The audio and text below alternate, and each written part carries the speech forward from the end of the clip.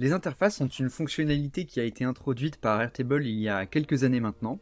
Concrètement, elles permettent de créer une application basée sur la donnée Airtable que vous avez dans votre base.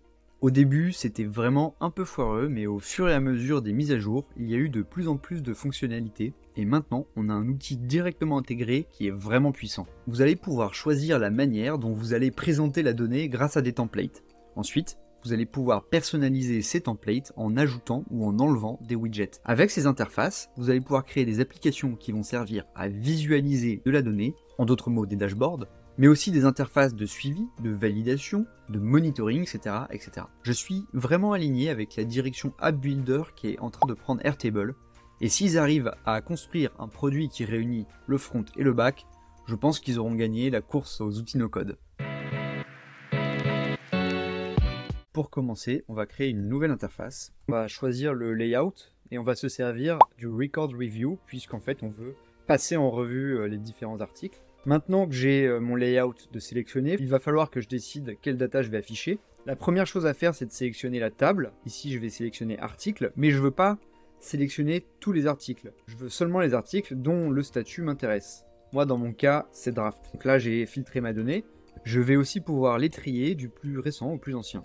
Une fois qu'on a choisi notre table et filtré la data, on va choisir les champs qu'on va afficher. Comme on avait pu voir dans la première vidéo, la première étape, ça va être de créer une problématique puis un plan, donc on va se concentrer sur cette première étape. On va donc choisir les prompts correspondants et les champs qui vont avec. Je vais aussi afficher la data qui est liée à ce qui m'a servi de source d'inspiration. J'ai tous les éléments de base qui vont me servir à créer le squelette de l'article. On va donner un nom à notre page et on va pouvoir passer à l'étape suivante. La première chose à faire, ça va être de redisposer les différents éléments à notre guise. Donc typiquement, le titre, moi j'ai envie qu'il soit en haut. J'ai aussi envie que ça soit un peu plus grand. Le status, finalement, ça ne m'intéresse pas. Donc on va changer et on va dire, ne m'affiche pas le status, mais plutôt la catégorie. Ici, c'est le contexte qui va être fourni à l'IA pour rédiger la problématique et le plan. A priori, il n'y a pas besoin de l'éditer. Et ce contexte, il nous provient de la roadmap. La roadmap, comme je vous le disais, c'était les sujets. J'ai réarrangé tous les champs pour que ça soit visuellement plus simple. Ce que je peux faire aussi, c'est renommer mes différents champs. Donc, vous voyez, là, je suis en train de renommer le champ summary pour l'appeler contexte. Roadmap, pour que ça soit plus parlant, je vais appeler ça sujet. Et je vais aller séparer les deux avec un All Elements Divider.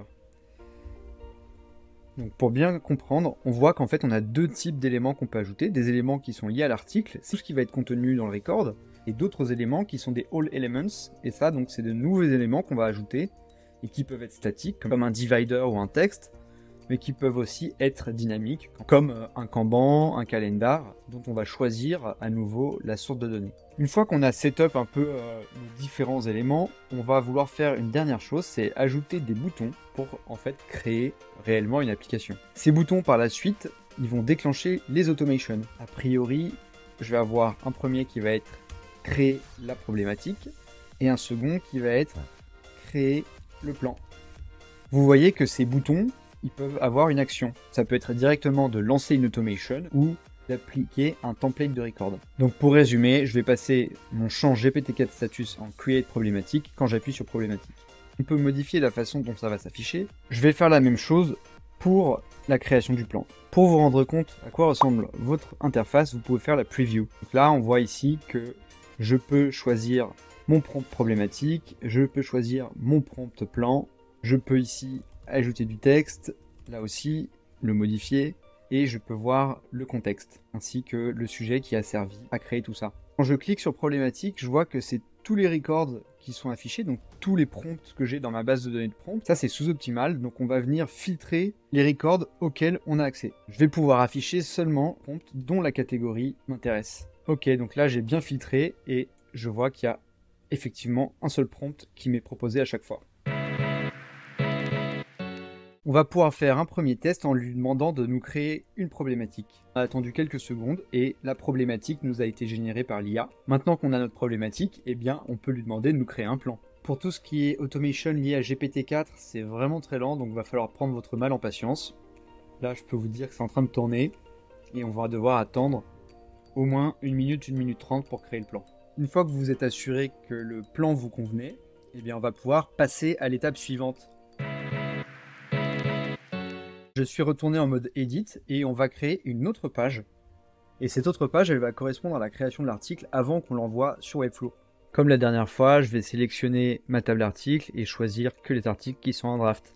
Pour passer directement d'une page à l'autre, j'ai créé un nouveau bouton dans la première page de mon interface que j'ai appelé Next. Et je lui ai dit va sur la page Publishing. Une petite astuce pour être sûr de retomber sur l'article qu'on était en train de créer. On va dire que on veut sort et j'ai ajouté un champ Last Modified du plus récent au plus ancien. Et donc vous êtes sûr que l'article sur lequel vous tombez quand vous passez à l'interface Publishing, c'est le dernier qui a été édité. Je vais réutiliser la même logique pour garder uniquement les champs dont j'ai besoin pour créer véritablement l'article.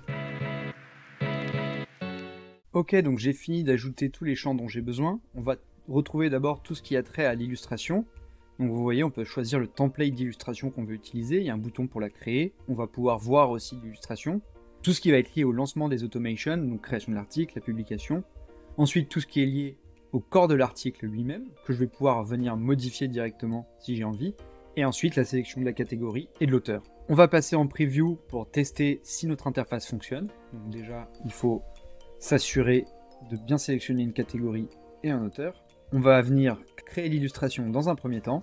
Ok, c'est bon, l'illustration est créée. Simplement, ça s'affiche de façon un peu sous-optimale. Dans les settings de ce petit widget, on a Appearance, et on va pouvoir lui dire de fit pour qu'on puisse voir l'illustration en entier. Ensuite, il va nous rester à créer l'article. Donc là, pareil, on va lancer l'automation et normalement, si tout fonctionne, on devrait avoir ces différents champs qui se remplissent automatiquement. Toutes les parties modifiables ont été remplies, le titre, la métadescription, le slug, le body, et finalement, on a vraiment tous les éléments constitutifs d'un article sur Webflow. On pourrait le publier maintenant, mais moi, ce que je préfère faire, c'est quand même un dernier check sur l'article en lui-même. Et d'ailleurs, ce dernier check me permet de me rendre compte que malgré les instructions que j'ai données à l'IA, il m'a mis des balises intro qui n'ont pas de sens. En fait, c'est pas du HTML. Je vais les enlever. Et donc, vous voyez, cette phase de correction manuelle, pour moi, elle est encore nécessaire. Et malgré le fait que je passe quand même beaucoup de temps à optimiser mes prompts, etc., vous allez être obligé de repasser sur ce texte. Une première façon de le faire, c'est ici, directement dans cette interface. Et si vous voulez, vous pouvez créer une automation Airtable qui va prendre toutes les informations qu'il y a ici, les mettre dans un Google Doc et ça sera plus facile à éditer. Maintenant que j'ai cleané et corrigé ce que l'IA m'avait fourni, je vais pouvoir tout simplement uploader l'article. Donc on va cliquer sur publier et vous voyez que l'interface m'indique que le changement que j'ai fait va faire disparaître ce record de cette interface. C'est normal puisque je filtre uniquement les records dont le statut est draft. Et quand je publie, je suis plus en draft, je suis en publié. Et donc c'est normal de plus voir mon article. Alors là, pour les besoins de la démo, je vous montre une automation qui fonctionne parfaitement. Mais il peut arriver que vous ayez des erreurs dans vos automations. Et donc ce que j'ai prévu en amont, c'est des statuts, erreurs, ainsi que des fields dans Airtable qui vont me permettre de loguer toutes les erreurs pour comprendre ce qui s'est passé et débugger plus facilement. Je vous montre très rapidement à quoi ça ressemble. Un des statuts disponibles dans le statut de mon article, c'est error. Et en fait, dès qu'il y a un bug dans une automation, eh bien, ça va passer en error. Et tout au bout, je vais avoir un error log qui va en fait me dire ce qui s'est passé. Donc typiquement, la dernière erreur que j'ai eue quand j'ai posté l'article, c'était que la métadescription était trop longue et faisait plus de 140 caractères. Donc pour éviter ce genre de problème, j'ai mis en place des checks qui vont regarder si le titre, la métadescription, le slug, le body, etc. sont compris dans un certain range de caractères. Je le fais avec une formule toute simple sur Airtable. Mon automation, elle, va vérifier que tes checks soient bien passés. Et seulement s'ils sont bien passés, l'automation va être lancée. J'espère que la vidéo vous a plu, que vous avez appris des choses. Pour ma part, je trouve que c'est vraiment un outil qui est hyper puissant, mais qui présente quand même quelques limitations. Ça remplacera jamais la rédaction d'un humain. Bien sûr, c'est plutôt pour les gens qui n'ont pas énormément de ressources, ou qui veulent aller vite, ou qui ont besoin de faire du contenu en masse. Là, je le fais pour des articles de blog, mais en fait, on va pouvoir répliquer ce genre de logique pour tout type d'item CMS. Je pense à des descriptions, je pense à des messages, je pense à des FAQ, des Q&A, enfin vraiment tout ce que vous voulez. Et moi, je vous dis à bientôt pour une prochaine vidéo.